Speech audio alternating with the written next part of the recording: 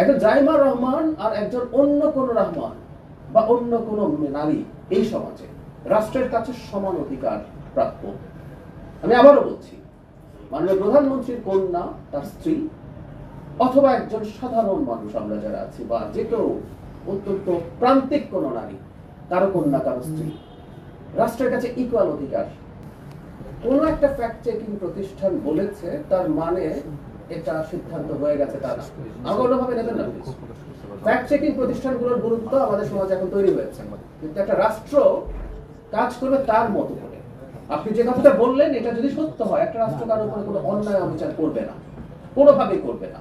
যে ছাত্রের কথা বলছেন এটা যদি এরকম হয়ে থাকে যে এটা আসলেই এডিট করা ছিল, এখন কেউ একজন বলেছে, সেটাকে ভিত্তি করে আসলে রাষ্ট্র কাজ করবে না, এটা মনে রাখতে হবে। রাষ্ট্রের মেকানিজম আছে, সেটা চেক করার মতো এক্সপার্টিজ আছে। এই যে স্ক্রিনশটের কথা বলছেন, সেটা যদি ফেক হয়ে থাকে, সেটাকে দেখে সেটার ভিত্তিতে কাজ করে ব্যবস্থা নেবে, এতে কোনো রকম কোনো সমস্যার কিছু নাই, এটা মনে রাখা দরকার। এখন যখন রাষ্ট্র কগনিজেন্সে নিয়েছে, রাষ্ট্র যখন সেটার জন্য পদক্ষেপ নিতে শুরু করেছে, সেটার জন্য সবকিছু গ্র্যাজুয়ালি আসতেই হবে। এই সরকার জনগণের উপরে কোনো অন্যায় আচরণ যেন না হয় সেটা নিশ্চিত করা। আরেকটা কথা একটু বলে রাখা জরুরি সবার উদ্দেশ্যে, একজন জাইমা রহমান আর একজন অন্য কোন রহমান বা অন্য কোন নারী এই সমাজে রাষ্ট্রের কাছে সমান অধিকার প্রাপ্য। আমি আবারও বলছি, মাননীয় প্রধানমন্ত্রীর কন্যা, তার স্ত্রী, অথবা একজন সাধারণ মানুষ আমরা যারা আছি, বা যে কেউ অত্যন্ত প্রান্তিক কোন নারী, কারো কন্যা, কারো স্ত্রী, রাষ্ট্রের কাছে ইকুয়াল অধিকার রাখেন।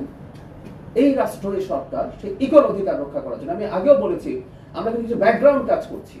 এই ধরনের কুৎসা, নোংরা কথা এই সরকার সহ্য করবে না, নারীদের প্রতি বিশেষ করে।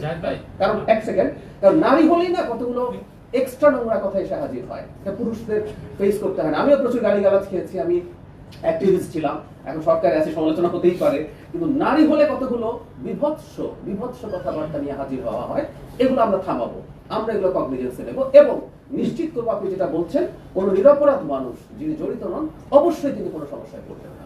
আবার একটু বলে রাখি, আমাদের সমাজে ফ্যাক্ট চেকিং প্রতিষ্ঠানগুলো আরো হওয়া উচিত, হতে হবে, অনেক কয়েকটাই আছে, কিন্তু একটা রাষ্ট্র আসলে ফ্যাক্ট চেকিং প্রতিষ্ঠান কি বলেছে সেটার উপর ভিত্তি করে সিদ্ধান্ত নেবে না, এটাই নিয়ম।